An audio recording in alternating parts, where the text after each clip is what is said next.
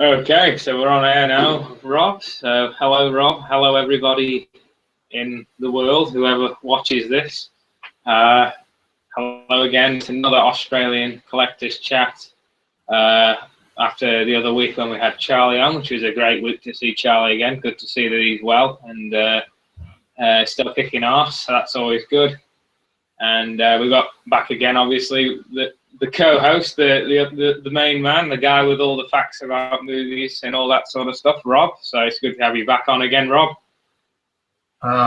You're too kind, Ryan. You're too kind. Yeah, it's nice to be on again after a week away due to family commitments and life getting in the way of collecting. Seems to me we've had a week of DC deluge, we could say, from Batman versus Superman to the movies and all the figures that have been dropping left, right, and centre. We've got Sideshow, we've got Hot Toys, it just seems about everyone poised, ready, lining up their bits and pieces to pre-order over the next few months. So for those folks who've been itching for more DC in their collection, this last week I think has been a bit of a boon for them. And I know you yourself, you ordered a few pieces. Yes. Being a big fan of Batman v Superman, if you saw on our last episode, myself and Charlie saw it, and we both absolutely loved it. And straight after I saw the film, I thought I'm going to have to get some Hot Toys figures. So I pre-ordered. So far, the two I've pre-ordered is the armored Batman and the single normal Batman, but it's the exclusive Sideshow exclusive version with the sniper rifle. So I've ordered those two so far, and I'm planning to get the rest. Just got back from a second viewing today of the film. Loved it even more than I did the first time.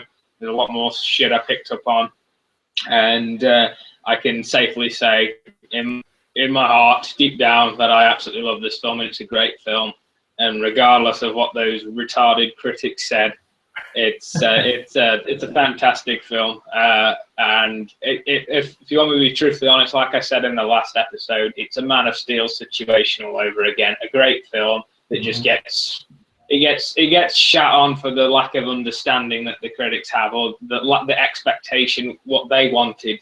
It didn't. It's almost like he couldn't understand where Snyder was going with it. But it's Snyder's tale that he wants to tell, and I think he did a great job. So, yeah. So bring on. Well, I still haven't seen it yet, so I'll hold fire until I do get to view it. As I was mentioning earlier, I might see it soon enough.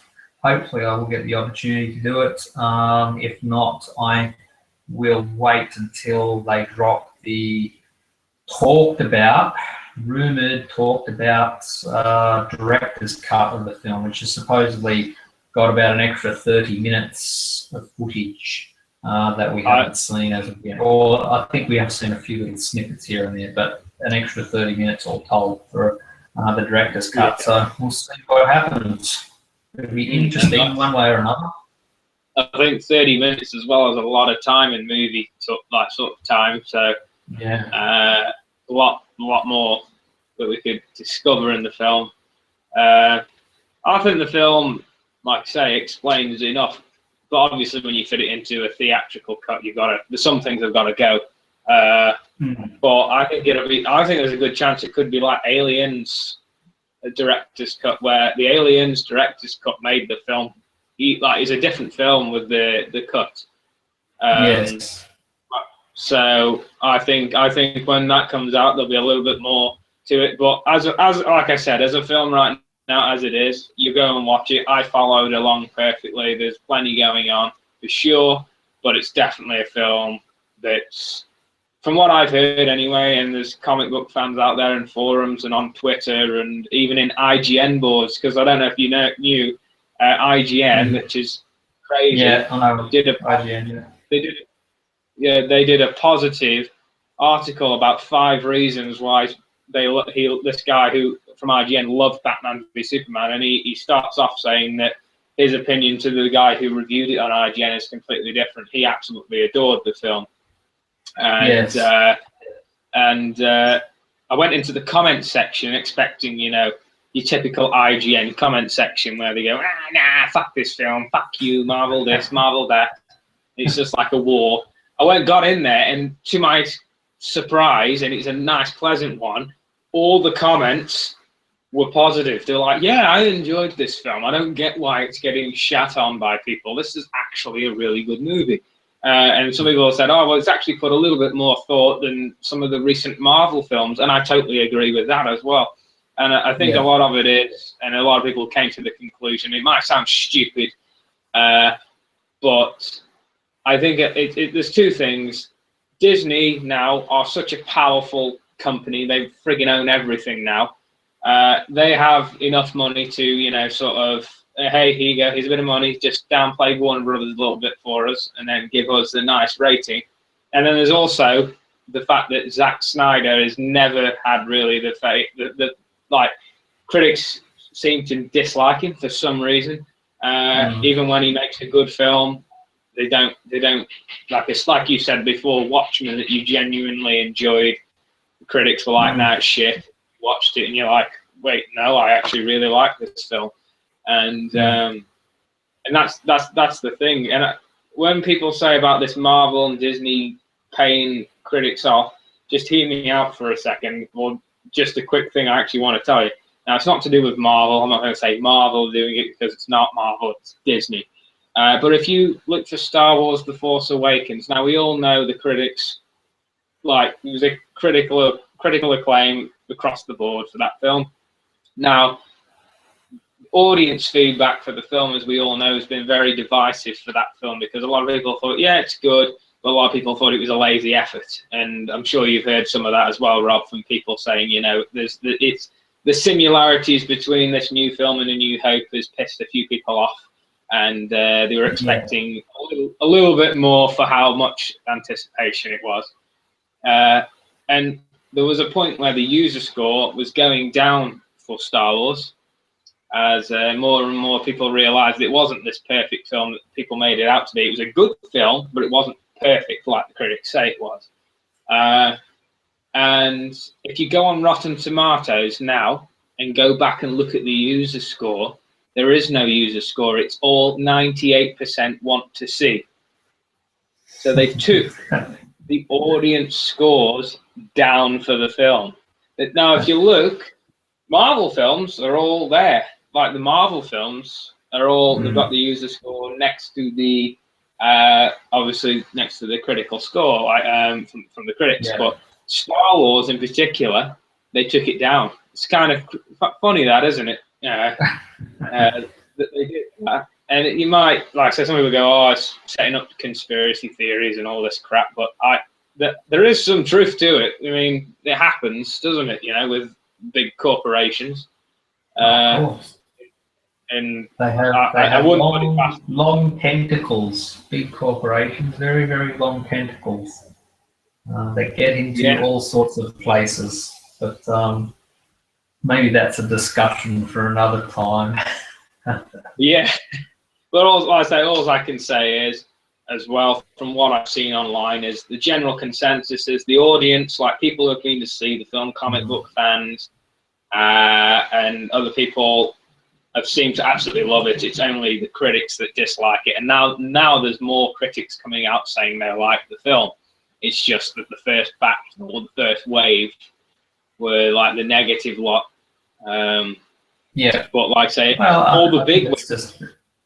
I think it's just a case of, you know, like I said last time, time will be the ultimate judge on these things. It's, you know, if it is, and again, I haven't seen the film, but if it is a decent film, you know, the critics will, what they think of it will eventually mean nothing, and, you know, the film will find its audience, and if it is decent, it will live through the audience. You know, and I'm looking at a film right now, sitting in my room here, that got shocking reviews when it came out and died a death at the box office. Yet he's now revered as one of the great works of science fiction in film wholly, and that is Blade Runner. So who knows? Are we seeing a film that might traverse the same road as Blade Runner? Who knows? I mean, again, we'll have to wait 20 years to see what happens. Yeah. But it may be a film like that. Again, time will tell. Time will be the judge in the end. So really, critics, they can say what they like, but, again, I think of another film that, while critically revered, audiences didn't take to it when it was originally shown theatrically, and now it is beloved, and that is The Shawshank Redemption. It was a film that I think on its original theatrical run in '94 made, I think it was $17 million on about a $28 million budget, I think it was. Something like a $30 million budget, somewhere around there. And no one went and saw it, but it found a life on home video and then obviously DVD. And look at the film now. It's considered one of the best films ever made. And another one that is a personal favourite of mine that, again, had a similar reaction to it, was sort of, some people would consider them a modern day Wizard of Oz. I don't know if you've seen it, Ryan, but it was a film that, again, no one went and saw it when it was released. It was a box office bomb, but has subsequently become one of the most beloved fairy tale films of all time, and that is The Princess Bride. I don't know if you're familiar with it, if you've seen it or not, but it's it's got a huge cult audience following, like the previous two films I've mentioned have, and people love that film to death. It's now, we're going on, what was it, 87, I think, The Princess Bride was released. So we're looking at 30 years, coming up to 30 years, and people still go back to that film. They're revisiting that film. They're showing their children that film. It is very much a modern day Wizard of Oz in that sense. So again, Batman v Superman, if it's a genuine good film, time will judge it to be so, and it'll find an audience. As simple as that. Critics, it's a bit like, assholes. Everyone's got one, don't they? Everyone's got an opinion. Yeah, that's it. And doesn't really mean much at the end of the day. No, I think it's a film that gets skimmed over. Like, people see the surface, but they don't see the deep. There's quite a deep meaning in the film. You know what I mean? There's a guy on YouTube, I forgot his name, but he's actually a producer, a writer, and he does documentaries about the history of superhero films and comics. And he went into Batman v Superman thinking he wasn't going to like this film. He thought, no, Superman's too dark. The first thing he's going through his head is, this film's going to be not the film he wants. And he came out of the film and absolutely loved it. And the title of his video is Why I Fell in Love with Batman v Superman, and it's going quite viral at the moment. But he basically talks about the characters, and he actually, at a point in the video, actually gets really choked up and emotional about it. And he says the film actually moved him completely, emotionally, touched him. You know what I mean? And he says, I've never had that from a superhero film since the first Superman film. He says, I haven't had that film. He says, but Batman v Superman, for him, he's quite clever. He says the film's about redemption, and well, that's an interesting comment to hear. You'll have to shoot me a link to that. I haven't seen it. I'd like to see it, because the first, that first Superman film with Chris Reeve, I revere that film. I absolutely love it, and from every part of it, Richard Donner's just on spot direction. Jeffrey Unsworth's just gorgeous photography. John Williams' score. That truly is a film that does move me. It's so that's an interesting comment to hear. And I again, nostalgia works wonders. I did see it as a young boy, so there is all of that going on for me in Superman the movie. But that's an interesting comment to hear. Very interesting. You're probably old about my age as well. if he's saying things like that. Well, it's quite a thing. I watched the video and I got quite emotional myself watching it because I thought, Jesus fucking Christ, he's looked at this in an angle that most people wouldn't look at it. His understanding of like complex emotions and motivations and drive for characters was unbelievable. And when I watched the film today, after watching his video, I looked at it in a different light and was like, fucking hell, he was right.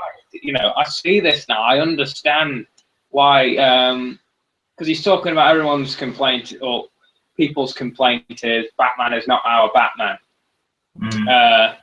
And the fact, obviously, you know, you've heard there's killing at some point in the film. And he basically says, you're right. He goes, he is not your Batman that we know. He isn't, because he's broken. He's lost his way. And then they talk about the light of Superman, and I won't go too much into it, but he basically says Superman, in the darkest of times, when humanity hates him, he still finds heart for them. He still finds, he still wants to fight for them, and in that, he doesn't have to have a smiling face all the time. He doesn't have to be all perfect. That's more heroism, like the fact that even if people have got this negative view on you, you still do something for them. You still stand by them. You still protect them. I think that's what makes a true hero. And he was saying the film is what makes a hero. And whereas some people have looked at the film and gone, oh, Superman's been sort of fucked off to the side and he's just been hated on, and that he's not. It's about character building, and I think people miss that. Like it's showing his resilience. You know what I mean? He will not let anybody. He has his moments. He has where he feels down, but he never. Whereas everyone, you know, like in the comics, like you've seen Superman just randomly goes, "I'm evil now," and that's it. This story is very much like he's had plenty of chance to do it, but hasn't. He's still there's the goods in him. You know what I mean? Like some people, like some bits where he's like emotionally, you can see he's pushed to the point where he could snap. He could really, he should really hate the human race, but he's still his father's morals, like in Man of Steel and what his mother tells him and stuff. He still sees the light, if you know what I mean. He still sees. You know, don't bring myself down to that level. Whereas, like, as we all know, Batman says that, but Batman's fell. Batman's fallen into the pit of darkness. He's in a bad place. He's not the man he was. He's severely screwed. And there's a point in this film where Superman, if he really wanted to, he could have fucking killed Batman, but chooses not to. And there's a deep emotional bit in the film, which is really touching. And some people went, oh, it's shit, and just this happens, and then now the friends. But it wasn't that. It wasn't like that. It was more of a deep emotional connection. And it was not just powerful from Superman's point of view, but it was also powerful from Batman, the way Batman thinks then. And he realizes, really, at that point in the film, like, why am I doing this? Why am I fighting Superman? You know? Yes. Like, he is an alien. He is from outer space, but he still has human qualities, and you shouldn't, you know, if he did want to change, he could have by now, but hasn't. He still sympathizes for me. So what sort of person is he? He's such a strong character, Superman. And like I said, there's a powerful note at the end of the film, and I won't say it because you need to see it yourself. But it's a very powerful comment that's made, and when you see the film, you'll know what I'm talking about. And it just makes you think, you know, it questions what you think is a hero. I mean, if you think about it, Superman, if he's a character, like, it's unrealistic expectation to be perfect at everything, right? I mean, if you think about it, even Reeves' Superman had some flaws, and well, it's it all flaws make a character. Yeah, that's it. And like when you have complaints for this film, like Superman doesn't smile and shit like that, it's sort of like where I go, there was no way this film was going to please everyone because there's so many stupid expectations for the film, and also the lack of understanding. Instead of understanding where Snyder's gone with this story and going, hey, let's take this as an adaptation like comics are. And that, I mean, they throw these excuses that it's multiverse and there's this multiverse, so this exists in a different world, and this, and this is how they keep it together in their head and help tell themselves that everything's going to be okay and there can be different storylines. But in the actual fact, in the end, it's just an adaptation. That's what it is. And this film is its own adaptation of those characters. And and some people, and the guy says in that video, he says, if you can't accept that these are different or it's an adaptation, he goes, you will never like this film. But if you can go in with an open mind and understand the emotional complexities that have been put into the film, like the complex emotions of the characters and different motivations and drives for the characters, you'll never get into the film. I said, if you go into open mind and understand that, you'll enjoy the film. There's a bigger message in. It's not. The film was marketed as a Batman v Superman film, but it's more than that. It's not. It's not just a smash 'em up brawl or whatever. I mean, a lot of the film is dialogue based. There's a lot of dialogue, and Ben Affleck is Batman. I'll be truthfully honest here. For quite a bit of the film, he's Bruce Wayne more than he is Batman in a way. Yeah. When I didn't count how many minutes because I don't do that. I just sit there and enjoy the film. But he was definitely. We've all got something. Like Batman, he's fighting. He's got his inner demons. Superman has got to also face the world and what they think of him and things like that. And then you got Wonder Woman, and she's sort of like, she's been through it all. She's lived for hundreds and hundreds of years, and she's trying to run. She wants to stay hidden, and she's trying to stay that way. You know what I mean? She's a tortured soul in her own way as well. So each character's got something. And I think in the film, what it shows is it's not just about setting up the Justice League. It's about showing and explaining that each character has their own sort of way they view the world. But when they notice they're not the only weird freaks in the world that can do things or have done things that the average person don't, they sort of understand then. You know what I mean? Like there's sort of like, I'm not alone. I have somebody to stand by me. And that's what I enjoyed about this film, and like Charlie said as well, whereas in the Marvel films it's all happy and fluffy, and when it ends, and it's sort of like, hey, there's the Hulk, let's just accept the fucking Hulk's there. No one questions it. They're just like, it takes Hulk to smash down a building until they understand, oh, well, maybe the Hulk is bad, and then they're back to being friends again, like with the human race. Whereas in this film, there's deeper meanings and there's questions you ask yourself. You sort of question your heroes. You know, are they perfect? Are they flawed? And also, it shows a more stronger character as well. So that's just my personal take. I'll send you a link, and if anyone's interested, I'll probably put the link in the description or in the comments section. So if anybody does want to see the video the guy did, I'll put it there. So it's an interesting video. Sounds and a lot like interesting to watch. Yeah, it is. And the guy, he seems like a really genuine guy, and he's very articulate in the way he talks. And he's a comic book nerd, so keep that in mind. If anyone's more critical of the comic book like genre, it would be a comic book nerd. And this guy has done documentaries, he's produced films, he's done all that sort of stuff. So keep that in mind. This guy, it works in the business, but he also is a fan. He's a nerd at heart. So you got to take that in. And he's a fan of all these sort of films. And like I said, you know, watched the original Christopher Reeve films, and he's watched them all through the generations. So he has, you know, he understands and also shows that he understands the differences. So I'd like to check out one of his documentaries maybe, because I think they'd be interesting to watch from what he just talked about, you know. So yeah, but that's my thing on Batman v Superman anyway. And on the note of Batman v Superman, we'll jump straight into Batman v Superman collectibles, because I think there's like you say, there's a lot to talk about with these. And I think we'll start off, if I find it here, We'll have a look. Hang on. Just, bestsellers. Vitamin. Right. We'll start off with a statue, eh? How about that?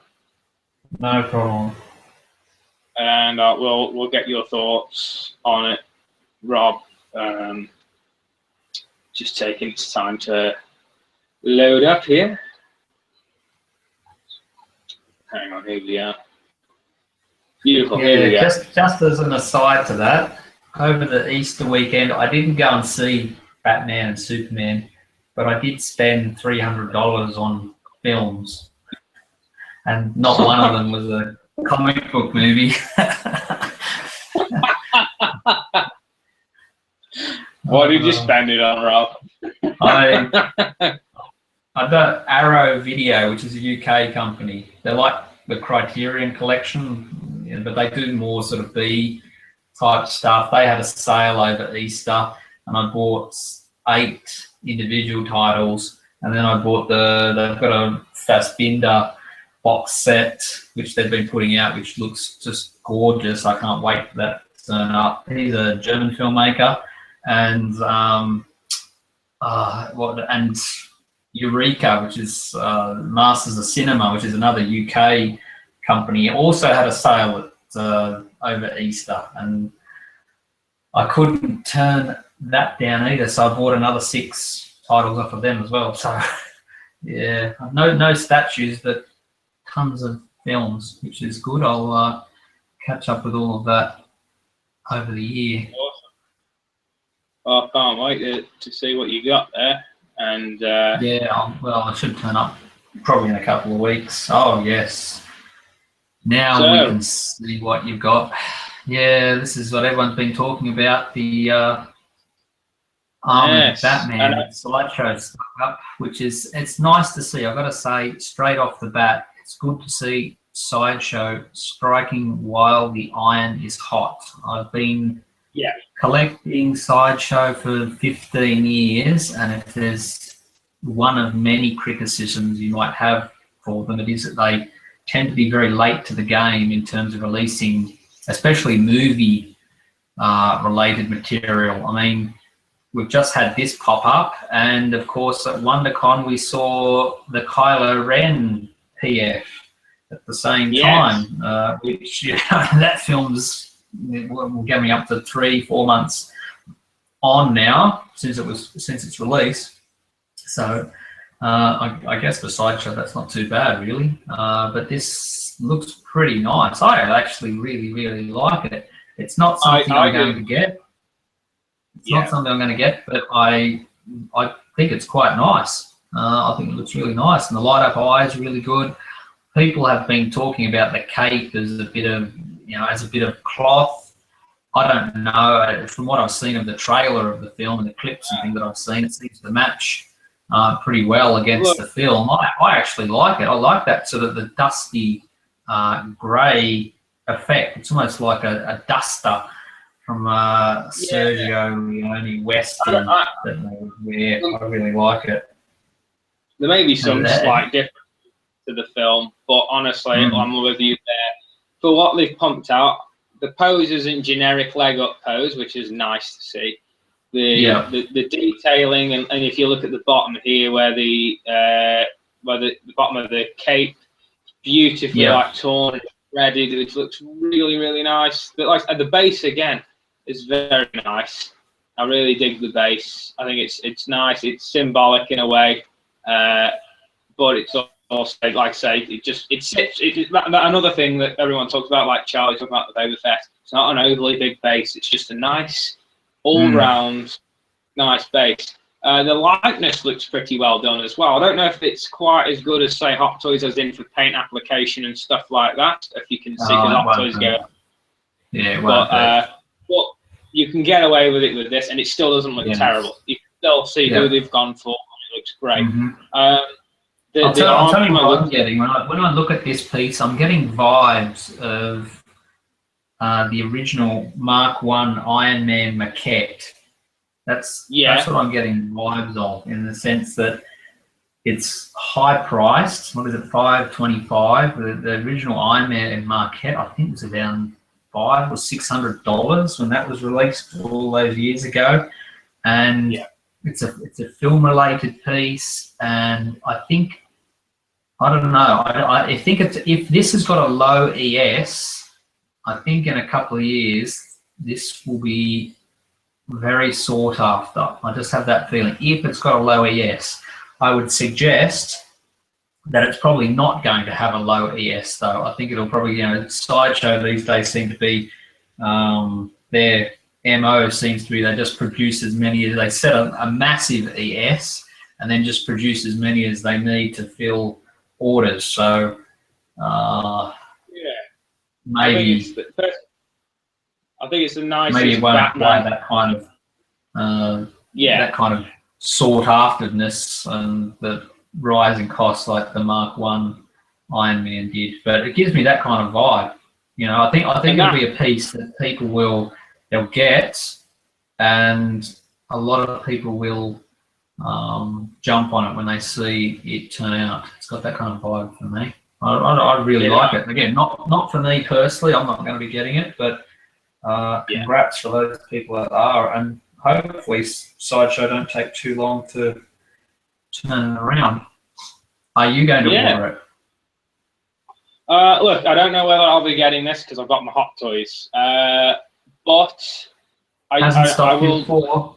Hasn't stopped you in the past.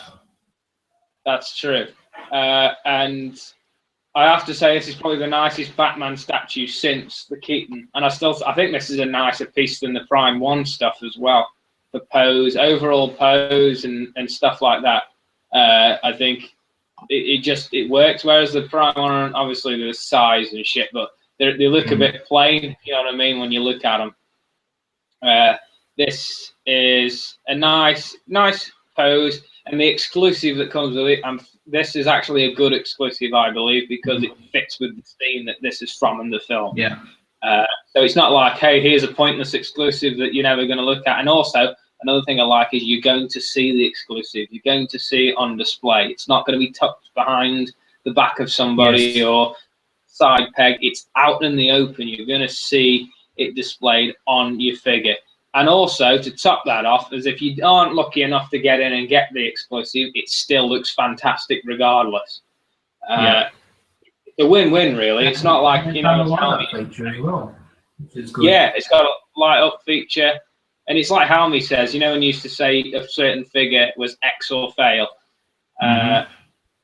This figure will be a win-win either way. You're going to get a stellar piece as long as it comes out looking as good as the prototypes, of course. Well, speaking about that, I think the fact that it's a weathered armor is going to help in terms of Sideshow getting something looking, maybe not exactly prototype, but getting towards looking prototype. They always seem to do better with a weathered piece than something that's typically clean. If I look at I've got the Sentinel Marquette, which is, that's a weathered piece, a sort of armored weathered piece like this, and that turned out really, really nice. So he's hoping for all those folks that pre-order it, they get a good piece. Yeah, and like I say, it's for me, stellar work by Sideshow. Really have knocked this one out the park, and like I said, I still think out of statues, this is probably one of the nicest I've seen. And that's just personal for me, but that I honestly truly believe that. Pose, everything's just perfect. It's going to be, like I say, the nice balanced scale of quarter scale. So for a lot of collectors, obviously Prime 1, let's be real, you're not going to buy every single fucking one of the Prime 1. It's not going to happen. And all these people that are buying them, they're going to buy them, they're going to turn up and you go, where am I going to fucking put them? And, I don't know if you've cycled through all the photos there, but I have picked up that they don't have a photo of it with the Henry Cavill PF. Would that be correct? Yeah. I wonder why. We don't need to go there. I mean, let's be honest here. Let's do another one to hopefully better match up with this. because the Yeah. first one's not that much. I mean, I don't think no matter what they do, it's never going to measure up to, say, a Hot Toys head sculpt. No. But they can definitely do a good one. I'm sure they can get a decent one in there if they try hard enough. Yes, well, I mean, it's like the Prime 1 head sculpts. The head sculpts on the Prime 1 are awesome, but I wouldn't say they're better than Hot Toys. I'd say they're on, well, the Cavill, I'd say, is on par with the Hot Toys. And then I'd say the Ben Affleck, I wouldn't say it was as good as the Hot Toys. There's something about it that I don't know why. I don't know if it's the shape of the cowl or on the face or something. It doesn't look 100% for me on the Prime 1. But the Prime 1 still looked fantastic, and that's regardless, you know. But you are talking about competing with Hot Toys, which are the kings of head sculpts. That's what they're known for, you know. It's not like I think it's interesting that I'm just thinking about all the Batman figures that Sideshow have released. Now I've got a statues on the Keaton and the original PF and the modern PF, and you know they're doing the Red Sun Batman as well, and now they're putting this one out there, and the Adam West as well, which we saw at WonderCon. It's interesting that Sideshow across all those Batman premium formats have not done an unmasked portrait for any of them in any context. I thought that just popped into my head. That's interesting that they haven't tackled that for whatever reason. I don't know. Maybe they want to avoid having to sculpt likenesses. No, I don't know. I just think that's interesting that we've had all those premium formats and we haven't had one unmasked portrait yet, which is I know there's been people have done customs, unmasked portrait customs for some of those pieces, so people do want them, but Sideshows yet have not done one, which I think is interesting. Yeah, I mean, there's rumours going around, and there's also people hopeful that Hot Toys do a Bruce Wayne figure. And obviously, you know, Hot Toys, at their best, they're going to nail it. And it would be a really nice head sculpt to see, like Ben Affleck, you know. And also, it'd be cool then to switch it in and out between figures. That would be cool as well. So hopefully Hot Toys are like maybe an exclusive or something they do, you know. They do a Ben Affleck head sculpt. But that would be interesting. So it's going to be 23 inches high, so it's a fairly nice sized statue. And it's going to weigh 8.16 kilograms. So overall, Rob, I'm with you 100%. I think this is a cracking statue. And I think it worked really well. Yeah, the pose, the exclusive, the expression on Bat's face, the light up feature. I think, like you say, overall, base, just the whole lot. Well done to Sideshow. You've gone and done something different, and the one thing that people want is different.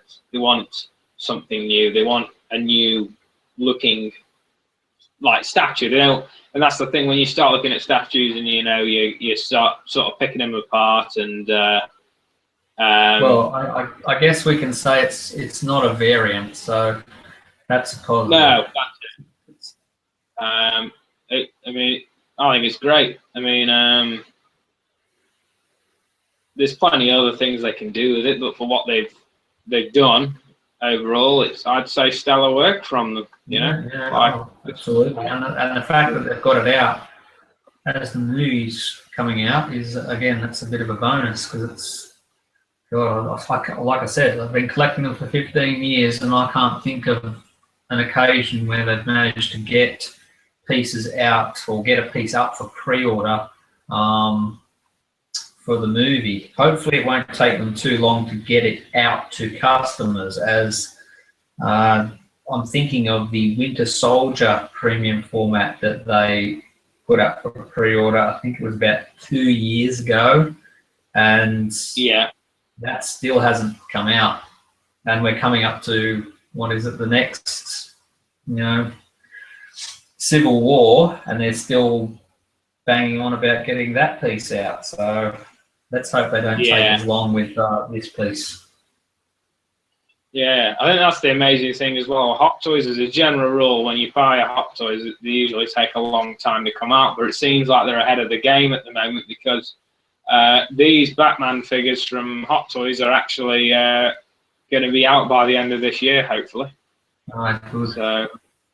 So that's pretty quick. And they've just done a body mod on the Batman, so now he's the correct physique. He's absolutely ripped now.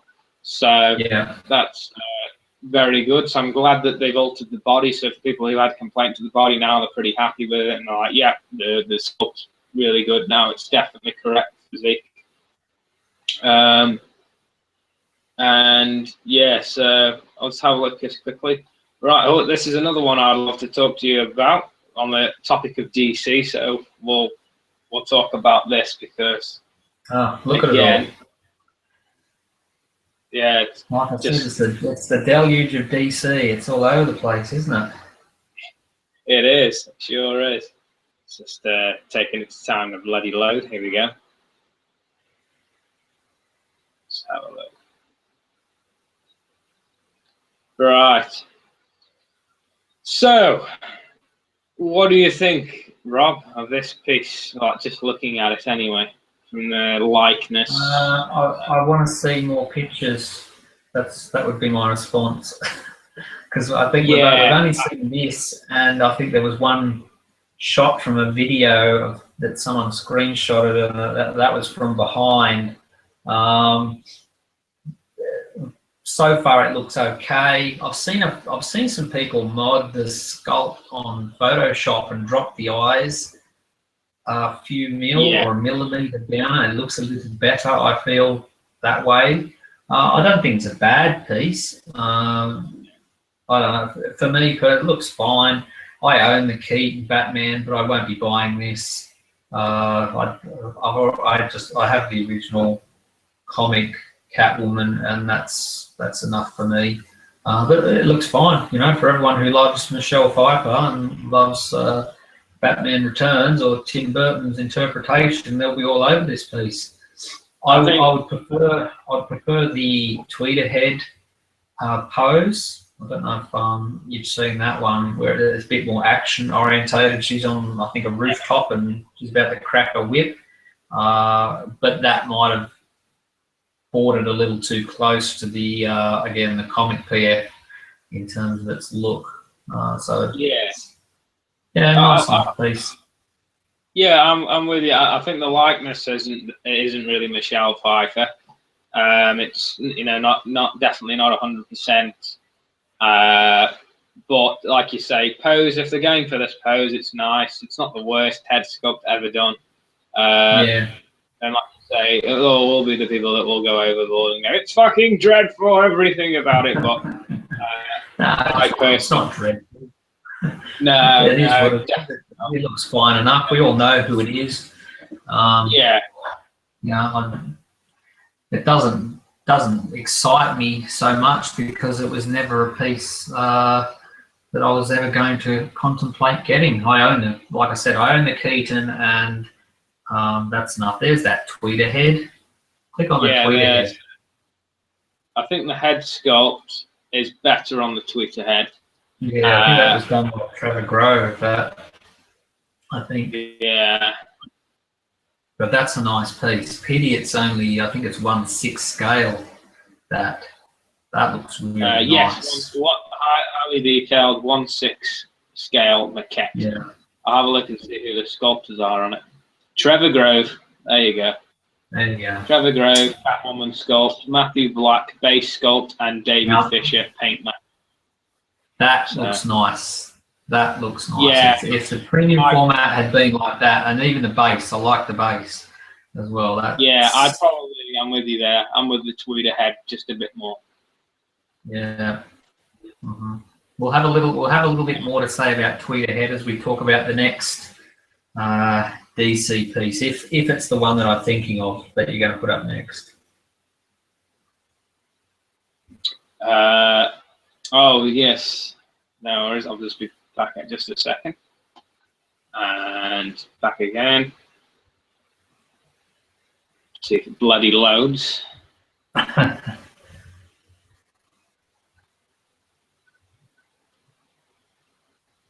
on, here we are. It's doing its thing, it's just taking its time. Always. And the next one we'll be talking about tonight will be Mr. Adam West.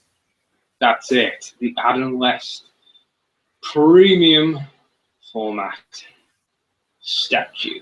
Here we are. So, what do you think, Rob? Overall thoughts of this first pick? I'm surprised that Sideshow did it, to be honest with you. I really am. Yeah. Although we did see the, I think it's Julie Newmar or Lee Merriweather, I can't remember which one it is, the head sculpt for the Catwoman that they're also doing. Saw that a long time ago, one of their behind-the-scenes videos. So we knew something was coming. But I've got to say, I'm still surprised that they're doing it. I like the piece. Everyone's saying they love the pose. I am going to swim against the stream here, and I'm going to say, sorry, I don't like the pose. I know what they're going for. I absolutely can understand what they're trying to do with it, but not a fan, I've got to say. I'm not a fan of the pose. Right, yeah. I'm actually, I'd say, won't be buying this one. And as an aside to that, one of the Sideshow reps on both, I think, Statue Forum and Sideshow Freaks came out and said the only two they're doing is the Adam West and the Catwoman, and they haven't got any more in the pipeline, and they're only going to decide to make any more if the sales for those two are very strong, which, mate, that to me that sounds like Sideshow code for we're not doing any more. So buyer beware. That would be my advice. If you're sort of after a Robin or Cesar Romero, Joker, or Frank Gorshin Riddler, or Burgess Meredith Penguin, or whoever you might be after, Vincent Price Egghead, I'd say the chances of those characters being done are probably very, very, very low indeed, which is a bit of a shame. Again, I far prefer what Tweederhead are doing with this same sort of license in the 1/6 scale, and I can't believe that Sideshow would do Batman like this in this pose and then not do Burt Ward Robin to go with him. That's if you had a Robin in a similar sort of pose, because if you go and watch the title credits for the show, it sort of mirrors the title credits, one section where they're punching either side. If they did a Robin to sort of go against this or go with it, then you could sort of see it working, but by itself, it doesn't do it for me, unfortunately. I think it's a nice piece. I'm just not a fan of the pose on it. What about yourself? I'm surprised with the face. I think the face is very well done. I'd say whether the final product will look as good as this is another thing. Also, someone that owns the Hot Toys version, which I think you saw in my video, Rob, and you said the same. They nailed the head sculpt for Adam West on the Hot Toys figure. But I think this is a great bloody effort, Like, I can tell who this is. It may not be... There may be some things that aren't as good as the Hot Toys, but that's, like, really nitpicking at this point. I really like it. I really like the sculpt. I like the expression. And overall, just looking at this, I like this. I like the ribs showing through on the costume, which is a nice touch. I overall like it. I mean, if you always want an Adam West Batman statue, I think this is probably the best of the statue range anyway. other than tweet ahead. And then obviously if you want something with ultra insane head sculpt, you go with the Hot Toys. But for people who are with quarter scale, this is a fucking awesome, absolutely fantastic 1/4 scale statue. And like I say, I can knock that likeness there. That is a good likeness. Personally, I look at that and I go, that's good, very, very good. And I remember seeing the pictures for it first, and I wondered, was it Tweeterhead that did this? So that's a good compliment I can give to Sideshow. Is that's a good thing. Hopefully it comes out looking like that. If it comes out looking like that, it's a home run for me as far as likeness goes. Pose wise, I don't mind the pose. I think it works. It's like the POW sort of hit pose, and I get it. Like I said, I get where it's coming from, but I do agree. It may bother some people, maybe because they can't have it pairing off in a diorama or something like that, you know, where you can sort of physically see what he's doing at that point. But if it is just something that you want, I think it's a great statue personally, and I think, you know, if I say Adam West fans out there and Batman fans in general, I think it's definitely one to keep an eye on. That's the best thing I can say. It'll be interesting to see what kind of ES this thing has, just to see how popular it is. I don't know. A lot of people talk about it, but who knows? Are people going to put their money where their mouth is when a $500 price tag gets attached to it? That's probably maybe another thing altogether. We'll see. But for me, if I'm buying, you know, the classic show, I'm going to go with that Tweeterhead. Again, the Tweeterhead line for me that's where it is. You know, they're doing all the characters. You've got Trevor Grove on board doing all the head sculpts. I mean, they've already put out Batman, Robin, Batgirl, Catwoman. What else we've seen a preview for the Riddler. So you know, with that Tweeterhead line, they're just going to keep pumping them out. And probably that's the reason I've never jumped on the Tweeterhead line. It's just another line to get into and another 10 characters to get. And then all that money that I spend to get them. So, and the space that I don't have to display them in. So and I think that's how, I think how in a way you got to look at it. You either scale it down and go with the Tweeterhead, and you buy the whole lot. If you're going scaling it down, but if you're somebody that really wants an Adam West in your collection, and you don't have the space for lots of figures, but you have enough for another 1/4 scale, I reckon this is a standalone piece. So let's just say, as we've just talked about, it's not getting a Robin, or there's a possibility that we may not get a Robin.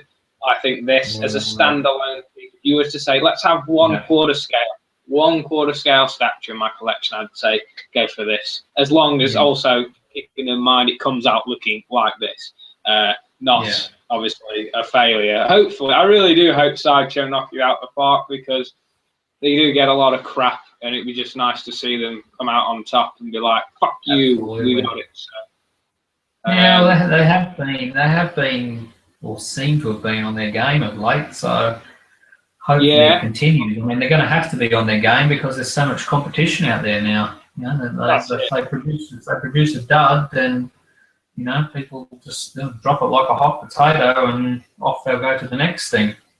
So they're going to have to produce something that's pretty close to the proto, or people have got plenty of other choice, especially in this day and age. I totally agree there, mate. It's like I say, if it comes out looking good, definitely. It's just one I'd say, if my advice to collectors would be, keep an eye on it. That was what I would say, because obviously, if you're too unsure and you're not, wait till it comes out. Wait till you see what the quality's like on the figure. I think that's a must with Sideshow these days. You know, they're pieces, like I said, that unless it's something that no one pre-orders, and they stick a low ES on it. I'm thinking of stuff like the Lex Luthor premium format and the what was the other one? The Hulk Marquette, I think, from Age of Ultron 2, which has only got an the EX has only got an ES of 200.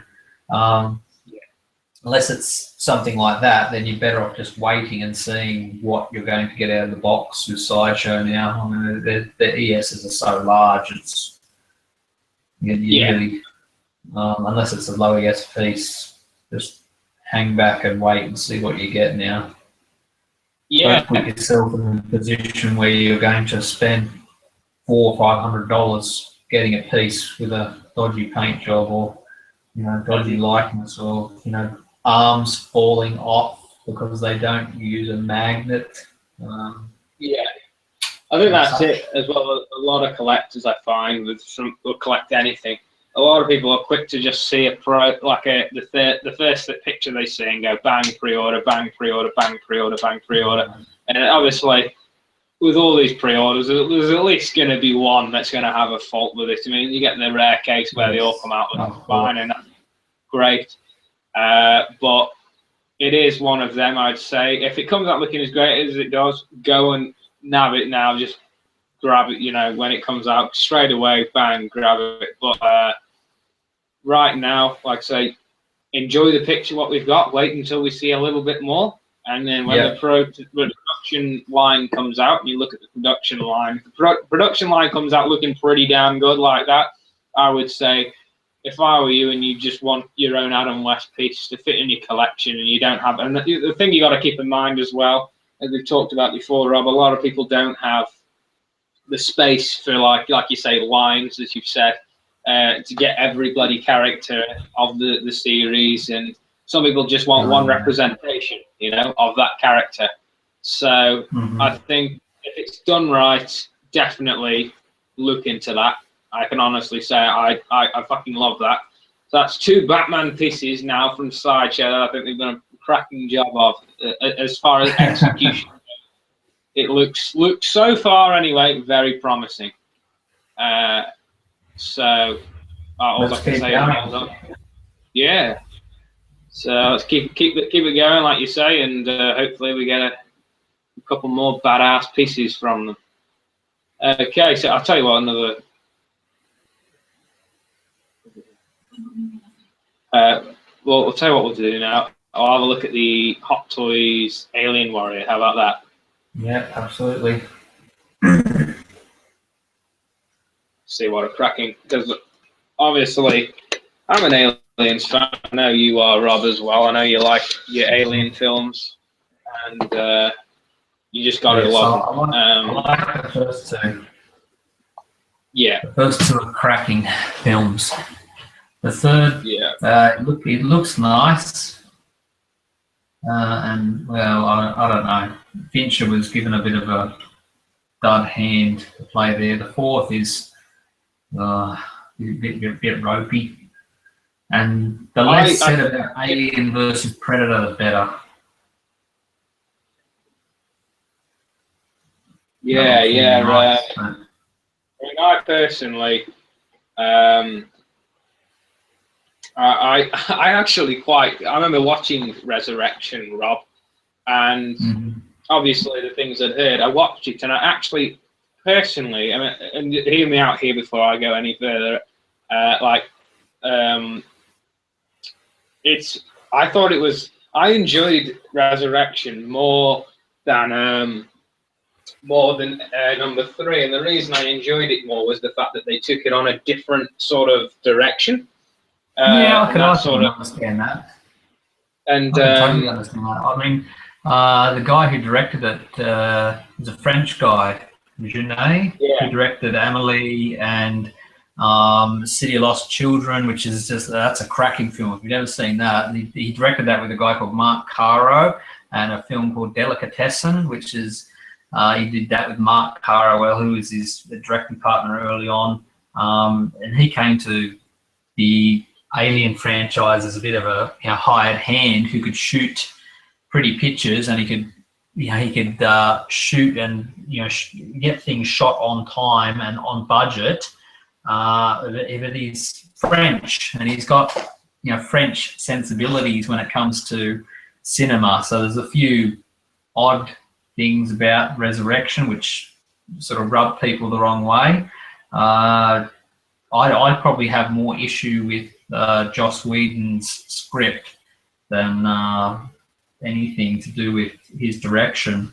I was actually looking forward to it. When I heard he was the director, I was actually quite pleased that they'd put him on board, because I know his previous work. And again, if you haven't seen, go and check out Delicatessen, This Is For Everyone, and City of Lost Children especially, which has just got a Blu-ray release, I think, in the UK, and it's out in the US, but the transfer is not very good. But it's City of Lost Children, Delicatessen. They're very quirky, like Amelie, but they're stunningly visual films. They are just absolutely gorgeous to look at. Especially City of Lost Children, which is very fairy tale like, but it's a stunning film to look at. It's brilliant.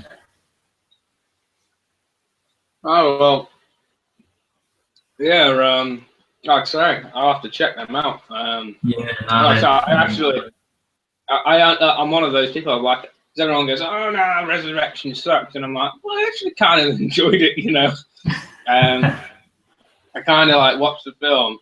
And the more I watch it, the more I appreciate the film. I'm like, and I think it's like you said, Alien 3 was kind of like, yeah, it's all right, but it kind of pissed on everything we did in the previous film, Do you know the production history of Alien 3? Yeah, it had like multiple directors, multiple writers. It was a massive. I remember the original design was meant to be on a wooden planet or something like that, wasn't it? Yes, the original director. Yeah, the original director was a guy called Vincent Ward, who's a New Zealander, and he is best known for probably What Dreams May Come, if you've ever seen that, starring the late great Robin Williams, and a film called The Navigator, A Medieval Odyssey, which is actually a cracking little film if you can find it. It's hard to get a hold of, and I don't think ever received much of a wide release. He made it in New Zealand. That's another film that he's known for. But again, he has a very, like Genet, he's an auteur. He has a very idiosyncratic style that's all his own, but a very visual director. And yeah, he was brought on board, and he was the guy who came up with the whole wooden planet and monks and all of this kind of, that's their themes that run through all of his work. The whole idea of monks, and this is what medieval, The Navigator is all about, set in like the medieval. It starts out in medieval times in, I think, Cumbria, in the UK, and there's a lot of that in the original drafts of what became Alien 3. And yeah, it got handed over to 5 different directors until Fincher was brought on really, really late, and he didn't get a chance to rewrite the script. And what a mess that film was. Yeah, like I say, I didn't hate the film, but it didn't piss me off that even though they rewrote him back in, at the time they killed Hicks, which pissed me off. I knew. Yeah, well, that was, that was a fatal error which should not have been done. That was just. Apparently now there was a backstory that apparently that wasn't Hicks and he actually got out or something, and it was Weyland-Yutani took him in, and that's apparently canon now. So Hicks is alive technically, but yeah, obviously in the film. Wow. I don't know. That was a bad. They should not, because people were really invested in those supporting characters after Aliens, and to just kill them off screen in just a sort of that's bad. You you're alienating your audience before you've even started the film. Crying out loud, Jesus! Yeah. Well, if you're gonna kill them off, at least kill them off in a way that means something to the character and means something to the audience, not just arbitrarily kill them off because they didn't want to pay people to appear. That was. It was all downhill from this, so to speak. Anyway, getting back to the warrior figure here, I think it looks great. It's like I said, they did one in the past, but this is their new revamp, and also they've got Ellen Ripley from Alien 1 and also Ellen Ripley from Alien 2 with the loader that's in the pipeline. Oh yeah. So this has got people more excited now because it looks like now they're actually pushing the Alien line more. And that's what people have been waiting for. I'd like them to do the Marines, but I think I'm asking too much there.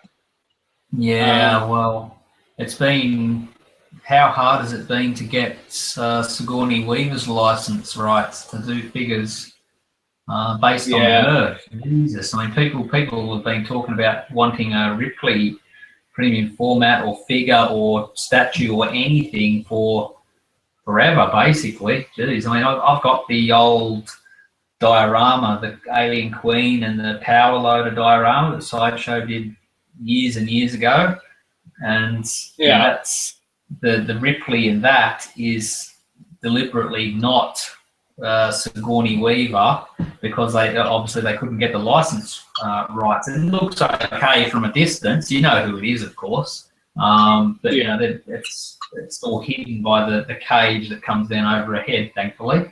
But again, you know, people have been asking for her for ages. It's one of those tough nuts to crack, but if Hot Toys have done it, good on them. And I'm sure there'll be a huge sellers, but those, the Marines, oh my God, I think back when they made Aliens, you know, license rights and things like that weren't negotiated for that film. And it's, you know, it's been very piecemeal, hasn't it, in terms of the Marines being released in any sort of form. Didn't Hot Toys do a few a long time ago? I'm sure they did some of them. They did. Hicks and Hudson. They did a Hicks, Hudson, Apone, and a few others as well, but they look like absolute shit. And there's people that pay over $1,000 for them, but if you looked at them, you'd be like, is this Hot Toys? Because they're just not the same. They're like... Yeah. I know, they're really old figures though, aren't they? They must be nearly 10 years old, those figures now. Well, it's when Hot Toys first started out. They started out with military 1/6 scale models, basically. And that was their first branch into the movie realm, really. So, yeah. The Sigourney Weaver looks nothing like Sigourney Weaver. The loader, obviously, you look at it now, it's a bit cheap. And my dad always wanted them just for the fact that they had the loader, but now that they've released the new ones with the brand new head sculpts and all that sort of stuff, my dad's like, now, oh, I need to get these now. So he's not buying anything else now to just save up for them. Well, you know, if a company could get their likeness rights and do quarter scale statues of, you know, Ellen Ripley from Aliens and the Marines, or the bulk of the Marines, oh, they'd be sitting on a gold mine. People would just lap that up. They just Well, nobody's got the balls to do it yet. Well, new effect. I think it's probably too expensive for them to get the rights for the likenesses, so they just don't bother. Yeah. I mean, this is an attachment that you can have for the figure, Rob, so you can have it so it looks like blood splatters coming out of it, which I really like. It's really cool. Yeah, I like it. It's good. And I think it's like magnetized, so that's pretty cool. It's got like lovely like blue tinge to it. That's James Cameron's blue hue. Everything's got to be blue. Yeah, James Cameron. Yeah. That's it.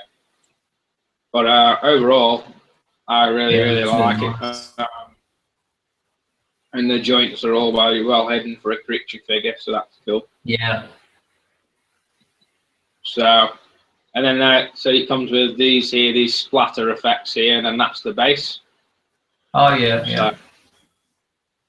So yeah, it's fairly simplistic. It's about 16 inches tall. It'd be probably slightly above or slightly below. I don't know, but how much is that? How much is that going for? $250 at the moment. Apparently, when they go up. So that's pretty good price. I have the old Sideshow Aliens diorama that they did years ago now. It's a little, I can't remember what scale it is. I don't think it's 6 scale. I think it's a little bit smaller than that. Yeah. That was $125 years and years and years ago. God, wow. Yeah, it's a nice piece. It's really nice. Yeah, if only things are that cheap now. No, yeah, tell me about it. God, that's when you could go and pre-order left, right, and centre, and no problem whatsoever. Yeah. Now. But yeah, that's that figure anyway. Okay, got anything else? I think you showed that you have got a few more, haven't you? Have a look.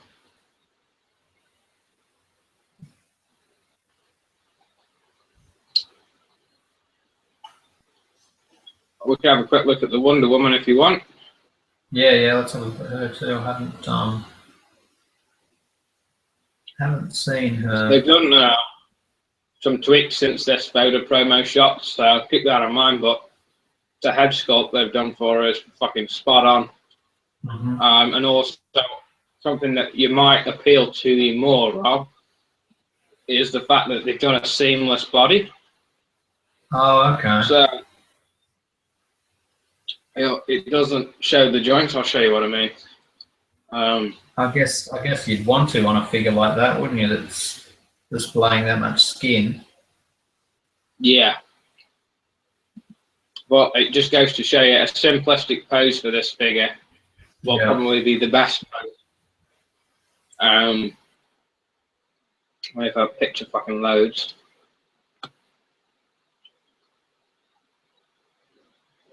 So there we go. If you can see that. So, can you see that, Rob? Yes. Yep.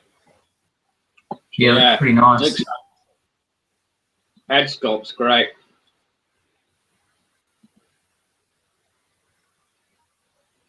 I just need to see the movie now.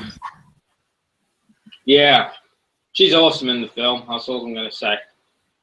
The only character I was worried about in the film was Wonder Woman, and they fucking did it right.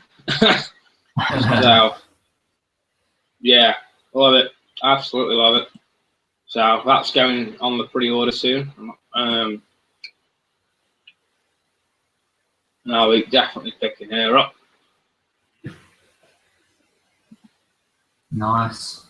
And then this is what she all comes with. So you've obviously got her armor here. Mm-hmm. And then the base is really nice on the Batman v Superman bases because they come flat like that, and then the symbol pops up like a 3D thing. Yeah. So I like. Mm-hmm. So I like that as well. That's cool. So what's the figure being made of? If it's if we're not having any joints visible, well, what's it? That's like a rubbery type of. They're saying it's a rubbery. They're saying it's a rubbery type material, but apparently it's a new technology that they're using. So they're trialing it. But the thing is, even if it is rubber, if you keep it in simplistic poses, it's nothing's going to wear on it. It's only if you're going into super uber dynamic. You know what I mean? Yeah. So, I mean, just pose like that there, where she's got the shield and the sword. She stands like that in the film, and that for me, like that there, is perfect. Well, it's not putting stress on any joints, is it? With a pose like that. That's it, and that's perfect for me. That pose there, just do it for me, and I'd be like, yeah, that's my Wonder Woman. Put her in that pose, and it looks fucking awesome. It'll be interesting to see if they stand up after a couple of years wear and tear, what's going to happen to him. I remember they did those other, is it the Dutch that's got that rubber, sort of had a rubber effect, and a couple of others had that rubber effect, and the rubber wore through, and they had issues with them. Yeah. I'd say, as long as you keep them in more neutral poses, I think they'll last. Yeah. But if you do going dynamic, then you may have some wear or tear. But we never know. I have faith, and I love it. Love it, love it, love it. And if you can see there, it says expected to ship July 2016 to September. Very quick. Very quick. I mean, I give and take a month generally with Sideshow. Yeah. But for me, that's a must-have, especially as a Batman v Superman fan now. I've seen the movie twice, so I've got to pick it up. And I thought he just got a perfect physique, everything.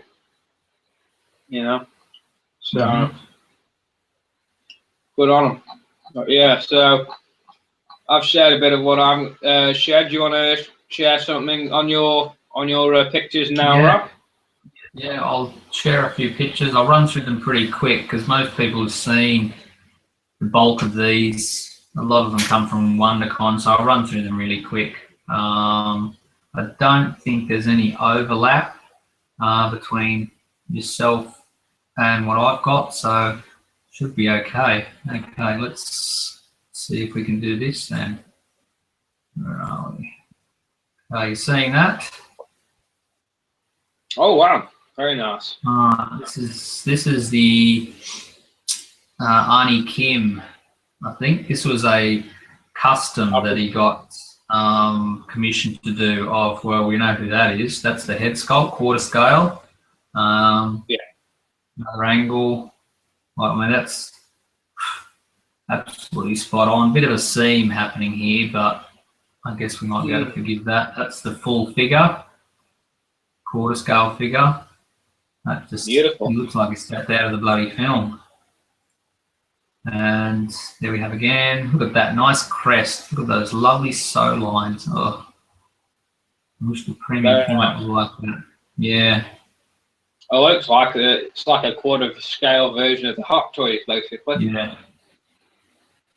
Yeah, it's a quarter scale piece, but it was a commission, I think it was. So we're not going to see it in mass production, unfortunately. This was Iron Studios Batman. I think this was only 1/10 though, if I can remember correctly. Oh yeah, it says down the bottom there, 1/10. There you are. So 1/10 Batman that they're doing. Looks pretty nice, lots of detail. Again, very reminiscent of Bale and the whole armored look. There's a side view there, side profile. It's a really nice piece. Again, there's that smaller scale with all that detail, which is nice to see. So that's what else we got. This was can't remember exactly. Actually, I think we've got this a couple of weeks. I think these are 1/10 scale figures, but for the life of me, I can't remember who's doing them. Sorry. Okay. But I remember 1/10 popping in my head somewhere. So you've got your armored Batman, Batfleck, Wonder Woman, Cavill, Superman. This is a poster I came across that I don't know where. I found this in some thread on I think a movie forum somewhere. I love this poster, so I grabbed a picture of it, and I'm gonna get this printed out and framed and put on my wall somewhere. I just love that when I came across it. that would have been the version of Batman versus Superman I would have liked to have seen. Chris Reeve, Michael Keaton, Linda Carter there as Wonder Woman. Gene Hackman, Jack Nicholson, and I think who's Namor down there? I think it's Kurt Russell. There's Namor down there, I think it is. Which yeah, I thought that was a nice little mock-up. And if you look down here, is the Batmobile, the '89 Batmobile with Keaton and Chris Reeve on it, a la the shot out of the film that everyone's seeing. So I thought that was a nice little mock-up someone did. This is the photos of the Conan, the Barbarian, King Conan, that Chronicles Collectibles are doing, or Chronicle Collectibles are doing. Charlie did a video of this where he was talking about it. So if anyone's out there, maybe you can leave a link to Charlie's video in the description box, Ryan, when we're finished. He talks about this, and this for me is a day one pre-order. I just, right from when they announced this, I just, yes, yes, yes, I cannot wait. Love it, love it, love it. Some people have, there are some photos without the red tint. The red tint is how it looks at the end of the film. There are some photos out there, which I haven't got here, I don't think, that show it without the red tint. And some people are saying that the paint job's a little flat and he's a little too dark. The nose is a little bit off. The original head sculpt, which you've seen, looks banging on. I think the guy's name is Paul Francis, who runs Chronicle. He said he's going to put it out for a retouch in terms of the paint apps. So that will be interesting to see. My only criticism of it is this sort of fur that sits on his shoulders. I don't think that's turned out great. That looks a little too sculpted and painted for mine. I would have preferred if they'd gone with some kind of mixed media just on that part. That I think if they'd done that, just the mixed media, just on the fur that sits over his shoulders, I think if they'd done that, that would look really, really nice. That would have tied it all together quite well. But that said, this is a day one pre-order from that to death. You know, because I didn't get the original Sideshow premium format, so I was always iffy on it. But this is it. This is the shit. I love it, love it, love it, love it. Day one for me. Here's some production pictures of the Pops from Terminator Genesis with the jacket, the cloth jacket. We've looked at him before, so I'll skip through these pretty quickly. People can pause the video if they're watching, if they want to have a look at them in more detail. Just the packaging that Chronicle go to, packing out the box so the art box doesn't get ruined. That's what he looks like in the packaging. There's the hand, the alternate hand that you get with the piece. This here was something I found on a forum. This is a life-size bust talking about Conan, of Schwarzenegger as Conan. It's by a guy called Ediho Maga, I think his name is. Silicon bust. Looks bang on money. That just looks amazing. Yeah, it looks incredible. Yeah, that's amazing. That I wouldn't mind having that in my living room. This is the PCS Pop Culture Shock 1/3 Conan again. Talking about Conan. This was the finished product that was at WonderCon, and Jerry Macaluso, the owner, did a lot of work on this piece himself. He did a little video that Rad Titan showed on their channel, and he talked about this piece here being the exclusive. You get a necklace, like the necklace that Arnie wears at this portion of the movie. Some people have complained about the base, the marble base. They would have preferred a sandy environmental base depicting that scene in the movie. I'm probably in the camp that agrees with that. I probably would have preferred an environmental base, but what they've done is not too bad. I really like it, but I don't collect 1/3, so I'm going to be passing on this and going for the Chronicle one. But there's a picture from WonderCon. Looked pretty It looks very amazing. nice. Yeah, that was, this is Prime 1 Studios Superman from the New 52.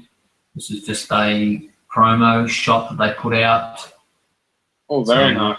Yeah, we'll wait and see what they do with that. I'm sure if it's anything like their Batman line, it'll be plentiful and look quite good. The Judge Dredd from PCS, again, this was shown at WonderCon. And I think, again, Jerry Macaluso said it wasn't, the one they were showing wasn't, I don't think, totally, oh no, what it was, they only had the comic head. They forgot to take the Carl Urban head. So they had him displayed at WonderCon with both pieces. They had this and the movie version, but they had the comic head on both of them.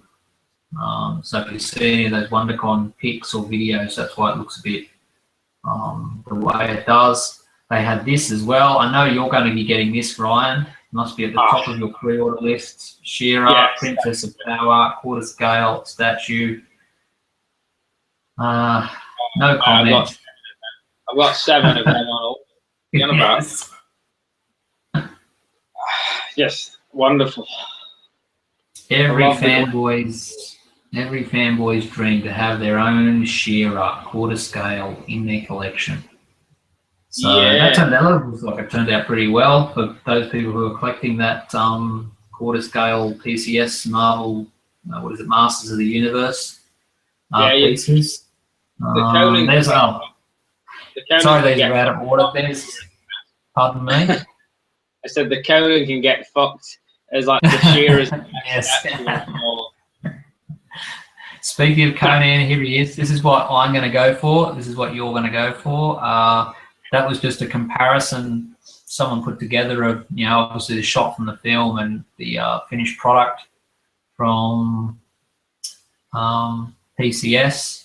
Not much in the way of difference. People were talking about these biceps being a bit more flexed there, a bit more elongated here. But, I think it's pretty much spot on. Though, yeah. A couple of things I've noticed, his jawline here.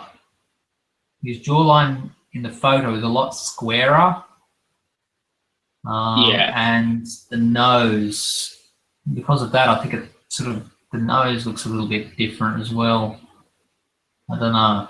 I don't know if that sculpt is 100% there yet for my liking. Yeah, it's definitely pretty close. It's just, like I said,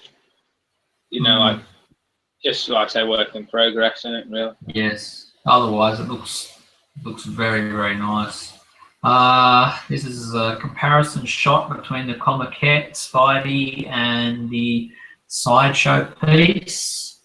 Just someone threw that up, and I thought that was a nice little pick for those folks who either don't own the Comiket or are going to get the new version. And okay, we're coming back to the saga of Spider-Man and his pegs, his rods. Someone got one of these and they found it was faulty, and luckily for us they were able to do this. They were able to crack it and break it for us, and we can actually see there is a rod, a steel rod running up through from this sort of pillar that he's mounted on all the way through his arm, which is nice to see. I mean, I will admit I was skeptical that Sideshow had actually done that at all. I thought they might have just bodged it together and put together just a figure. And what's even better is that rod, you can see here, is an armature that runs through the entire piece. Wow. Yeah, Sideshow they've done well. They've done well. I'd give them full props. They have really, really made sure that piece is not going to lean over time with that steel armature that runs through the thing, which, like I said, I was really skeptical that they'd done anything like that. But here's the evidence. It's there. After seeing these pictures, I went and ordered the black version, the symbiote version of this piece. Oh, right. I don't want the blue and red. I've got, if we click to the next one, I own the original premium format, and I own the Comiket, so I think I've got enough blue and red Spidey to hold I'll me just over, say, but I did go and get the black version, so I've got that on pre-order, and those were the pictures that swayed me to go and get it. Yeah, I'll just say just now, that pose there, how he's got that displayed, he needs to display that just like that, because that looks perfect. Yeah, yeah. I'm going to put my, well, I've got the Comiket in with my Avengers display, but the premium format's in here in my collecting room with me, and I'm going to put the black version with the red and blue premium format with another piece that I've got here as well. But maybe when I get around to doing a video, when I eventually get it, and I do a tour of my room, hopefully I might have it by then. That'll be some ways off. Pardon me? I said we'd love to see a tour of your room, and you're giving us a rundown. Yeah, when I get it finished in the year 2025. So that was, I ordered that, and what else? Oh, I used a coupon. There was a 5% coupon floating around that I applied to that, and so I got a few dollars off. And of course, the black version has an ES of 1250, so a lot less than the blue and red, which I think has an ES of 7,500. So you'll be able to get that blue and red one for many, many years to come if you want it. Here's another picture of the armature from another angle. You can see runs back through his legs and comes out there. So, they've done a good job there. These pictures swayed me to go and order it. So after seeing these and knowing that it does have the proper supports in there, I felt that it was, I'd go and order that black one. This is the Sand Trooper premium format that they dropped a few weeks ago now, so these pictures are a little bit old. Everyone's seen this figure at WonderCon and through these pics. I won't stay too long. This is the exclusive, the Wampa Rat, I think it is, a Wamp Rat that Luke talks about. He destroys or he shoots at his T-16 back home. I can give or take that as an exclusive. People have been complaining that the figure looks a little thin. I don't know about that. I think it looks just fine, to be brutally honest with you. I don't think there's any issues with it. I mean, it's a stormtrooper, and if you watch those original films, they're all, one's fat, one's thin, one's tall, one's short. They all looked a little bit different. So, and also, I'd say out of the Troopers line, it's probably up there with the Snow Trooper for me. Yeah, I really like it. I've got the, I collect the General Giant pieces. They're doing a similar figure as well. I don't know if we've shown it. It's a 6-scale statue Sand Trooper, and I've got that on pre-order. Who knows when that's going to turn up. Could be this year, later this year, sometime could be next year. This is one that everyone seems to be raving about, the Voltron Marquette from Sideshow. That's, I don't know, about 27, 28 inches high, or however big it is. Might even be a bit taller with the wings there. That looks a really nice piece. If it turns out if it turns out to be as nice as the Sentinel Marquette, it'll be very, very nice. It'll be very nice. That Sentinel Marquette, which I've got, the X-Men Sentinel Marquette, that's a cracking piece. And if this turns out as well as that, and there's no reason to think it won't, that's going to be a really nice piece. Very nice. Not one for me. I was never enough of a fan to probably drop the $1,000 they're going to want for it, maybe even a little bit more. But certainly looks like it's come out really nice. Yeah, I like it. Especially if you're a Transformers fan or whatever, you're going to be all into that. Yeah. Looks pretty nice. Here's this. We need this in quarter scale. This is from the PCS booth again.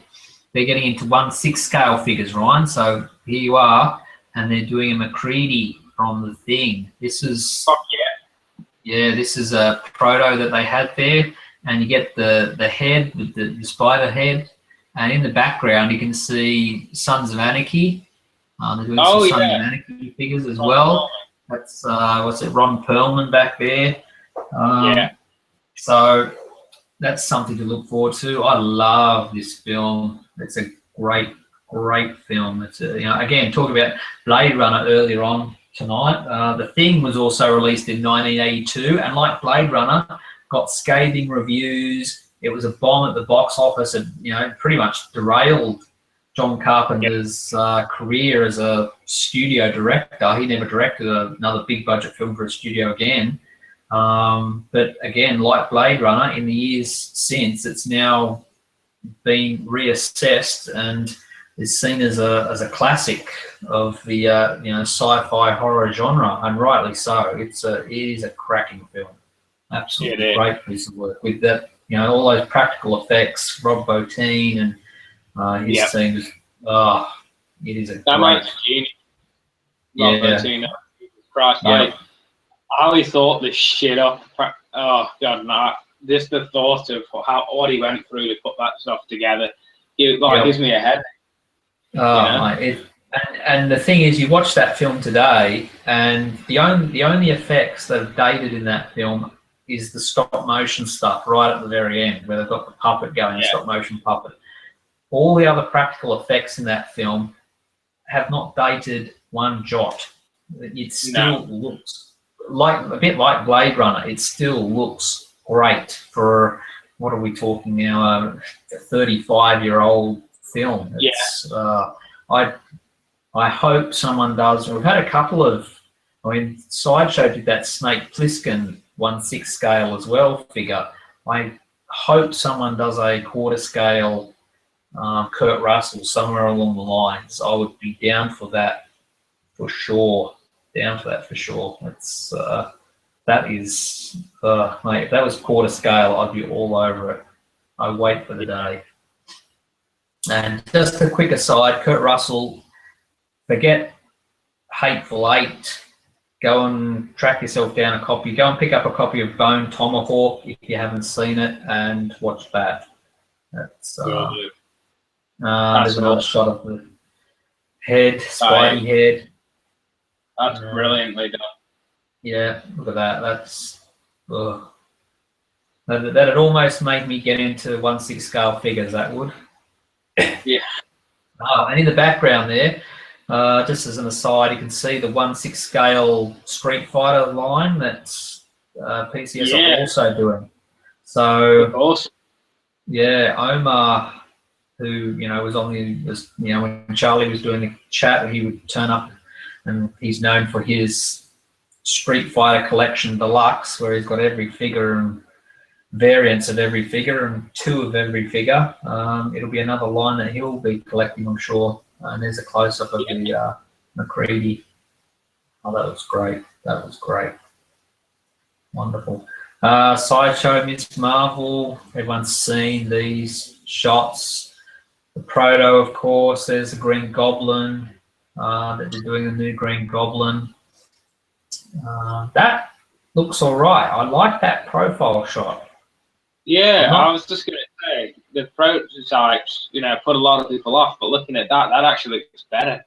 Yeah, on that, I don't know about that, but then I look at it from that angle and I go, oh, that looks quite nice. I don't know why, but yeah, I'm pleasantly surprised by that. I don't think I'm going to order it. I don't have the room for it. And for me, I want a Doc Ock premium format. Go with Spidey, but that looks, I'm pleasantly surprised by it, to be honest. That looks quite nice as well. You put that up high, somewhere up high, and that'll look really nice. Maybe I will get it. Maybe I will. Dark Phoenix figure, we'll run through these pretty quick. I actually, looking at this, I like the flame bird on the base more than I did on the, when they showed it originally, just from the original side. Here I quite like it. I like how it sort of comes over the base. I still hate this sort of silver bit down the bottom. still think that's atrocious. It looks terrible. But the bird I quite like. I think it's overall. Go ahead. I think it's overall a pretty nice statue. You know, I think it's a little bit more. It's not like in your face as much as the XM. I think the head sculpt's miles better than the XM. Oh, yeah. The XM head sculpt is not good, unfortunately. I think overall sculpt, and then also like you were saying with fire and stuff, that looks way better. That, I mean, you know, when you were talking about a few weeks ago, we were talking about the XM Ghost Rider, and we were on about the flames. Now the flames looks all right on that, but I say that looks amazing. Yeah, the flames on that look like flames, you know. Well, the resin effect, I really like it. I haven't pre-ordered it yet. They did announce the ES on the exclusive, and that's like 2,500. So again, it's a case of, you know, Sideshow's making one for everyone who wants one. I mean, it's essentially an open ES. Let's not beat around the bush here. That's what Sideshow do nowadays. They make enough that everyone can get one. So I'll probably pick it up eventually, but I'm in no rush to do so. But yeah, it'll go nicely enough with the X-Men line that I've put together. Here's the Kylo Ren PF. Very nice. Yeah, I think that's turned out quite nice. A lot of people have been saying, "Oh, he's too thin. He's not tall enough." Blah blah blah. I think it looks pretty nice. Have they seen Adam Driver? He's tall and thin. That's his fucking build. So, as far as I'm concerned, the haters there can fuck off because they've nailed that. Yeah, I like it. Bar two things. Yeah, go ahead. You talk and then I'll comment. I was just saying, I like the pose. It's like that bit in the movie where he turns in the forest or whatever, and you know he's got like he's like sort of just using the force, and then he's got his lightsaber. It just looks nice. Again, another nice pose. Leg up one. Yes, it reminds me of two bits in the film where he stops the blaster bolt with the force at the beginning, and as you say, at the end when he's trying to pull Luke's lightsaber out of the ground, out of the snow, and instead of flying to him, it goes to Rey. It reminds me of those two moments. So, I don't have any issue with the pose. The lightsaber supposedly doesn't light up. Supposedly this is just like plastic resin, which is, I guess, a bit disappointing. And the only other issue I have with it, what the hell is going on with this base? What the hell is it? Oh, I think I might know what that is, Rob. I was the same as you just then, and I've just twigged. If you look at it, remember Star Killer base? Just think about it for the eye, and then that going around. I think that's what they were going for, like the very Star Killer base looking sort of thing. I think that's what they went for. I guess. I don't like it, but looks like a button that you press to light him up or something. Maybe he might be in the pipeline. We don't know, do we? You never know. Yeah, so I do like the environment part of it. I wish they'd put a bit of snow there for the sort of final part of the film, rather than, I don't know, what is that? Sort of just it looks like the forest from, when they attack the castle, Maz Kanata's castle. I think that's what it is. Or whatever it is. Yeah, I think it's from that part of the film. Yes, but I quite like it. I don't really have any issues with it. There's a close-up of the saber, which is, as I said, just the plastic resin. Yeah, I like it. I like that. Maybe they've gone with that, maybe, Rob, because like that sort of like shitty lightsaber effect it has, like in the film where it's sort of like unstable. Yes. I think that's probably why they've gone in the sacrifice. Because then again, if you'd have gone just red lights, people would have gone. But where's the unevenness of the lightsaber? The pulsating light. I can understand the grill effect from his mask. That's sort of what reminds me of that part. But the red dot, I don't know about that. It'd be good if you could turn him round and face him the other way.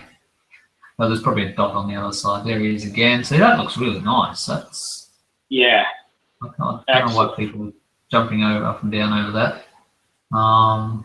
There's a Sand Trooper again at WonderCon. There's the Batman again. We've looked at I previously. like the bait. Yeah, I just can't get past the pose. I just doesn't do anything for me, unfortunately. And it is unfortunate. If it was a better pose and they'd done a Robin, I'd think about it. There's the Catwoman. Is this a premium format? Pardon me? Yeah, this is the premium format. They go alongside the Adam West. That's nice. Yeah, that's quite nice. I love the board string down here. But again, that's the only two they've done. So, and they've said any more will be pending sales, which again, for me, that sounds like code, sideshow code for we don't want to tell everyone that these are the only two we're doing because we can't get any more likeness rights, or we just don't want to make any more, or for whatever reason. That's what that sounds like to me. There'll be a bit of that, and it'll be like you say, like they have said, if the line takes off, then they can make more. But if they go out and make a whole bunch of different lines and no one buys it, it's kind of it's a waste of money. But looking at that there, the facial likeness there isn't bad on that either. I quite like it. I don't know who stopped.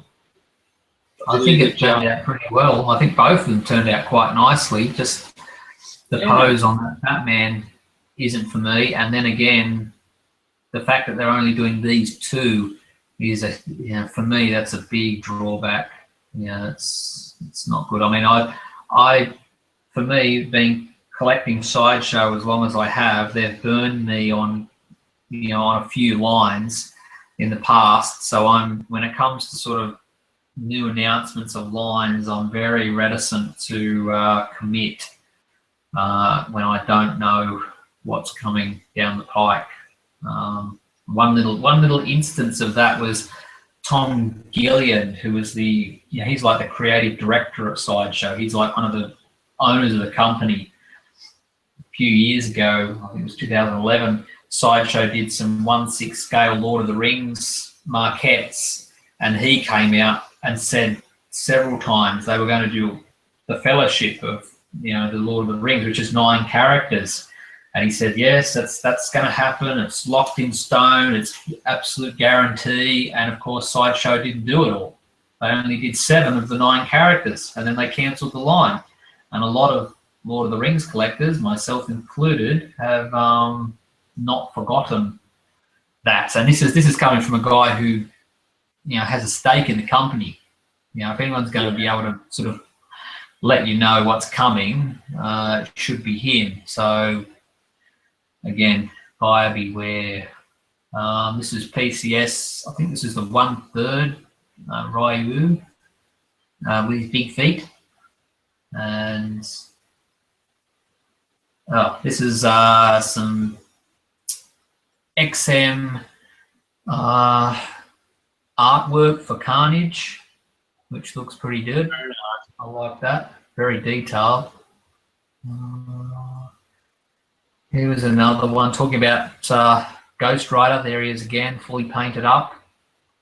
So you can actually see the difference between this, the sort of resin flames, and the polystone flames of this against the resin flames of the Dark Phoenix. And I agree, the Dark Phoenix looks a lot better. Yeah. The effect works much better with the resin rather than the painted polystone. Yeah, I totally agree. Like I say, I just think might have suited them better if they'd have gone with the resin, but you never, their choice. Detail on the bike, though, it's amazing. Yeah. That gives you a bit of a clue as to how big the thing is. My God, it's huge. Yeah. No. If you're collecting all those XM pieces, you'll need a museum. You'll dead set need a museum or a giant basement to stick them all in. More concept art from XM, Iron Fists. Iron Fist, oh, it's nice. How the hell they're going to pull that off, I don't know. But. Yeah, nice and dynamic, that's it. I guess you'll be attached to this wall somehow. It'll have to be. Iron Spider-Man, who's only supposed to have 3 arms, not 4. So I don't know what's going on there, but anyway. He's got 5, he's got 5, right? Yeah, I think there. This one down here. Yeah. Why the hell did you got that? I guess it's an interpretation, isn't it? So Probably. this was I think some printed components of the Red Skull that XM are doing. Very nice. Yeah, it looks quite nice. I prefer the sideshow because it evokes the more Nazi, the Nazi visage of the Red Skull over the. I'm not a fan of the whole rewriting of. I really like the Red Skull as a Hydra figure. It's weak sauce for mine. Make him a Nazi. I like the head sculpt more on the sideshow as well. I think it looks a little bit. Like there's more depth to it, and it's like creepier. Yes. I do like all this stuff on the base. I like this especially. I wish that had sort of been the Nazi eagle rather than the Hydra symbol. Like I said, I'm not a fan of that. This is Vulture. We looked at some printed parts of him. This is him put together on the base. Starting to look nice. That's huge. Jesus, look at the size of that. God. And that's it. Here we are back to Chris Reeve. So let me get out of there. And there we are. There we are. Okay, so that's it. That's it. All the pictures I've got. That's a great lineup. I know we've got coming soon. That's for sure. I think that's it. Like we've got some great stuff coming out now. I think things are starting to kick back into shape. Yes. Now people are getting more, more lines to pull from now, and it's also nice to see things other than Marvel or just Batman coming out. There's like say you got Wonder Woman now that's getting some attention, which is nice. Yeah. Hopefully we get some more Superman. That's always going to be good. And yeah, so it's going to be interesting as well when Justice League Part 1 comes out, because we're going to get Aquaman, Flash, we're going to Cyborg. We're going to have a whole lot more to talk about and a lot more collectibles to get. And that's the thing. Everyone's going 8. Yeah, I say everyone's going to talk about Avengers now, because people now, and even in the Hot Toys community, where they buy the Age of Ultron stuff and then they sell all of their Age of Ultron collectibles and now buying fucking Civil War, and they're buying here, there, everywhere. And then when DC come out with their stuff, they're like, damn you, Hot Toys or Sideshow or whatever. Like, can't buy them all. We'll start all over again. Just keep going round and round the circle. That's right.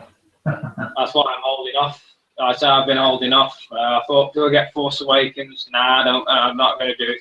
I thought I'll wait till Batsby Suit comes out, as long as I like the film. I love the film, so it's a green light for me. I'll be getting the Hot Toys figures from it. So I'm happy about that. I'm happy the film turned out good. That's the one. That's a sigh relief.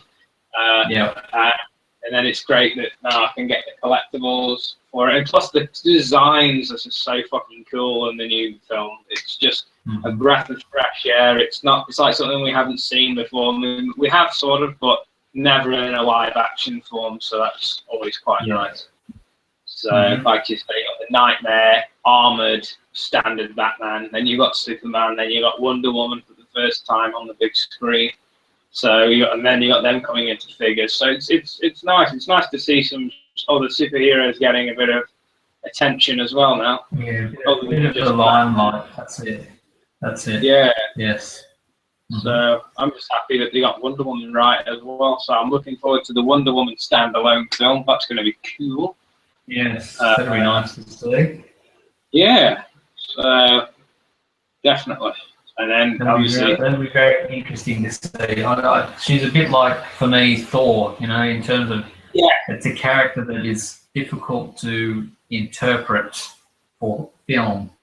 Very easy to do in comic book film and written form, but I think much more difficult to do in film form and have it work. So that will be an interesting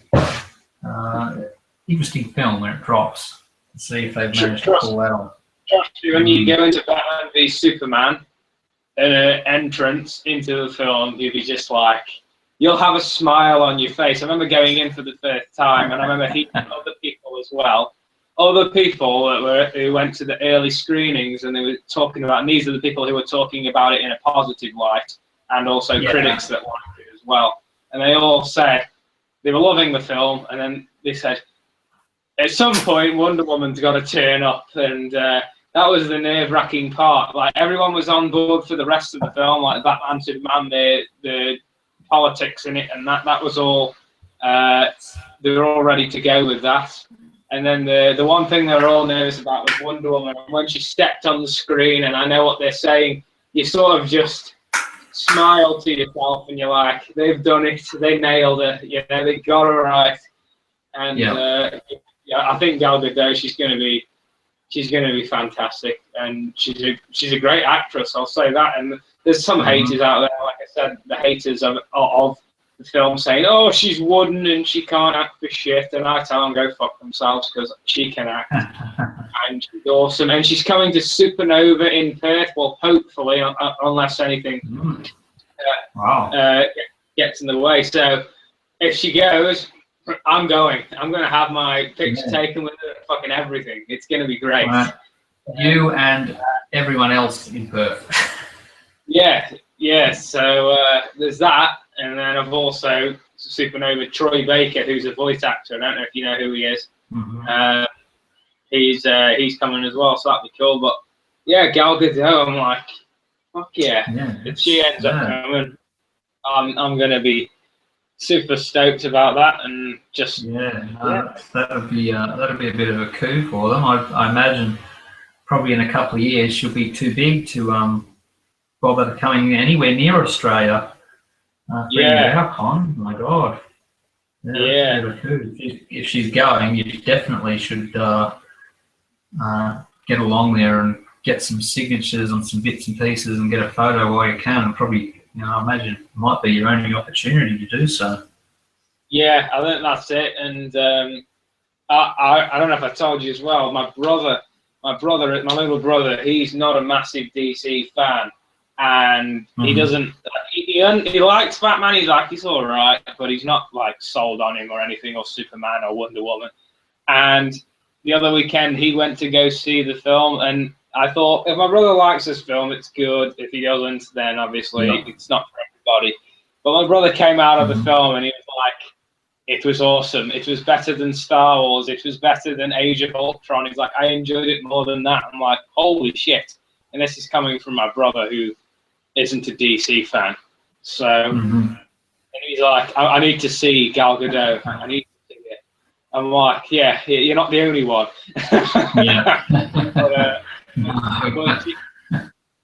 Everyone will be going to see her, that's for sure. She does play a badass role, and it's no bullshit love triangle. So if that pissed you off in Age of Ultron, there's none of that shit in this film. She is literally a badass, and that's all there is to it. You get you get told roughly her backstory, or you get an idea of what she's gone through in her life. But you get the idea, and once she steps into the film, you'll be like, yeah, I'm ready for the DC cinematic universe. It's just, I mean, I am. I'm glad that the DC cinematic universe is here now, because we'll get a breath of fresh air from our Marvel sort of universe, because it's getting a bit formulaic at the moment with Marvel. I'm sort of getting to the point now where I'm like, I enjoy their films, but I'm seeing too many similarities now with their films, and it's like, I've got to the point now where I'm like, DC is whereas the critics are like, no, we want it to be like Marvel, we want jokes, we want this light-heartedness. I'm kind of like, yes, bring darkness, come on. something new, something brand new, you know, and a Okay. new take. So Speaking of something, well, maybe something that's new and well, something that's old again, that's new, and it's not a superhero film. My movie of the week or Blu-ray of the week, just to lead us out. We're going to go back in time to, when was it? 1996, I think it was, when this came out. I don't know if you've seen it.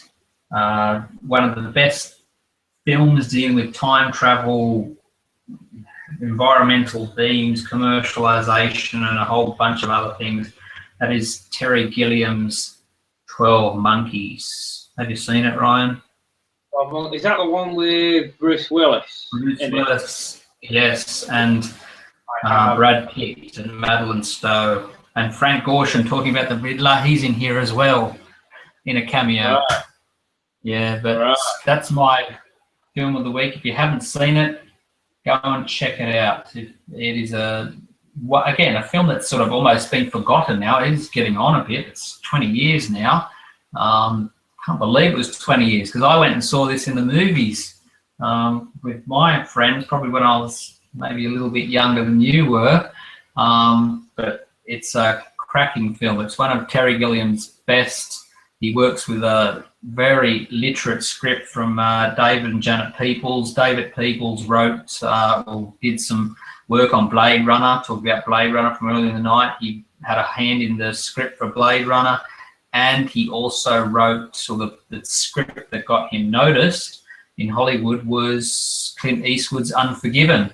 So the guy has got some pedigree in terms of writing, and of course 12 Monkeys is adapted from Chris Marker's Les Jetés, his short film, black and white stills, which basically, the plot outline of both films is the same, about a man who goes back in time and is trying to stop certain events from happening. I won't go into details as I don't want to spoil the film, but again, if you haven't checked it out or you've never seen it, check it out. And if you have seen it, it's worth checking out again because it's a film, it's one of his best and he's made a fair few good films, Terry Gilliam, and it's a cracking film. It's probably got Bruce Willis's best performance as well in film, a very underrated Bruce Willis in 12 Monkeys. So, Brad Pitt got he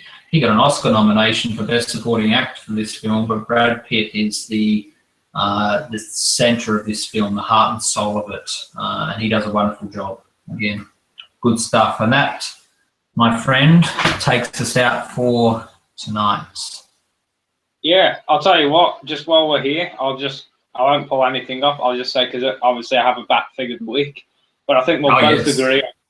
I think we can both agree on this. I'm going to say, out of all the back figures we've seen tonight, as in statues, we'll say bat statue of the week. And we'll talk about that for a change, because we've already mentioned Hot Toys and other companies and stuff in the past. But I think the Sideshow Armored Batman Premium format deserves the spot for this week. The nod of the week, yeah, absolutely. Yeah, I think it was overall impressive.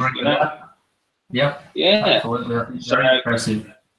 Just everything about it. Pose, exclusive swap out, light up features, detail, all top notch. So, and the bass.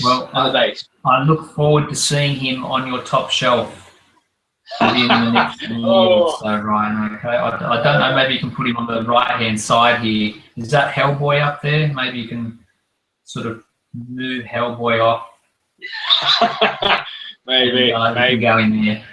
Yeah. Well, you never know. If he comes out looking good, I may consider. You never know. So never out of the question. I'm not all just Hot Toys. I like to mix up my collection, as you know. That's right. Yes, absolutely. So yeah, variety is the spice of life, isn't it? Variety is the spice of life. That's it. You can't stay all the same because I've seen 1/6 scale collections that are just all 1/6, and I've seen quarter scale that all are just 1/4 scale, and they just look sometimes very uniform and very boring.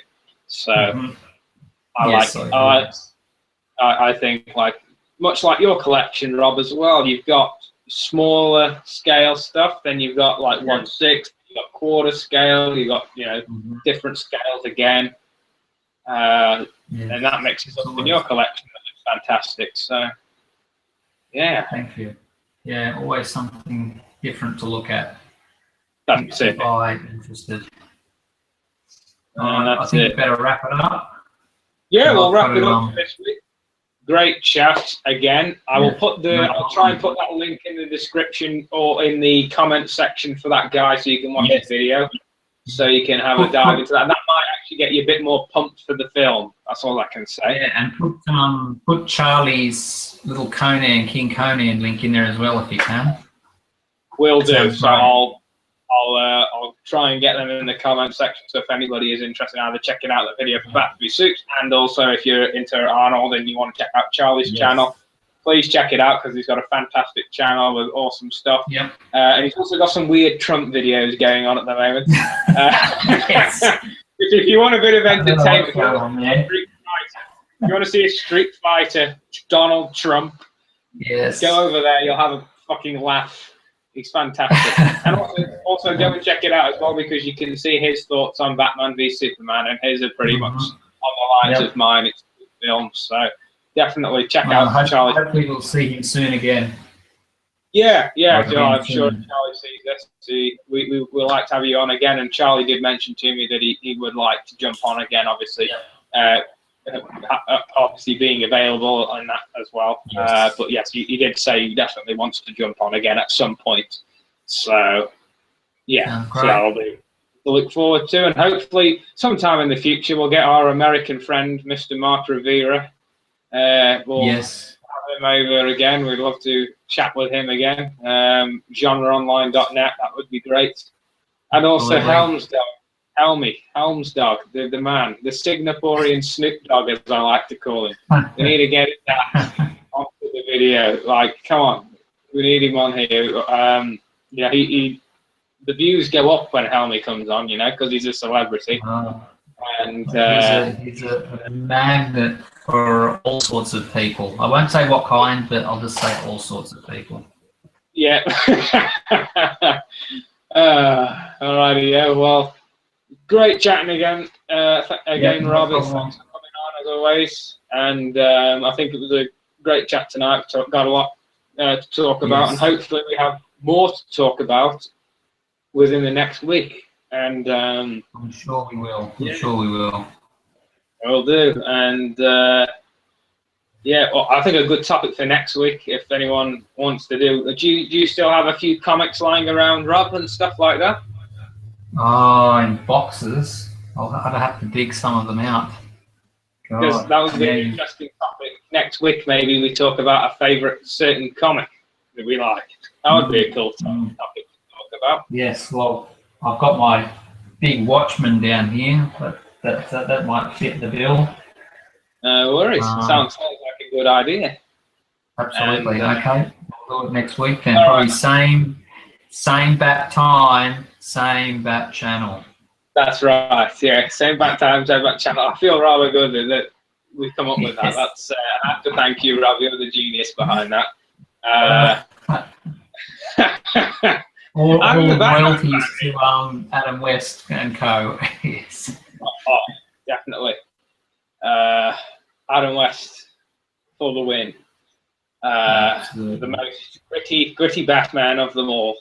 Oh yes. Yeah. Puts them all to shame, doesn't he? Okay. On that note, Ryan, I'll see you next week. We'll chat through the week. We'll probably do it again.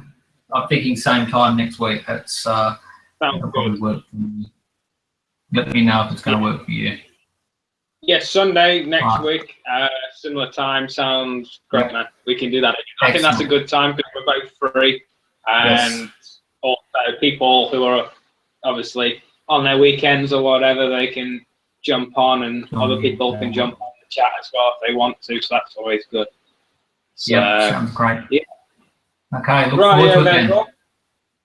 Right, mate. It was great, and I'll see you next week. Absolutely. Have a good one. Talk to you soon. See ya. Bye.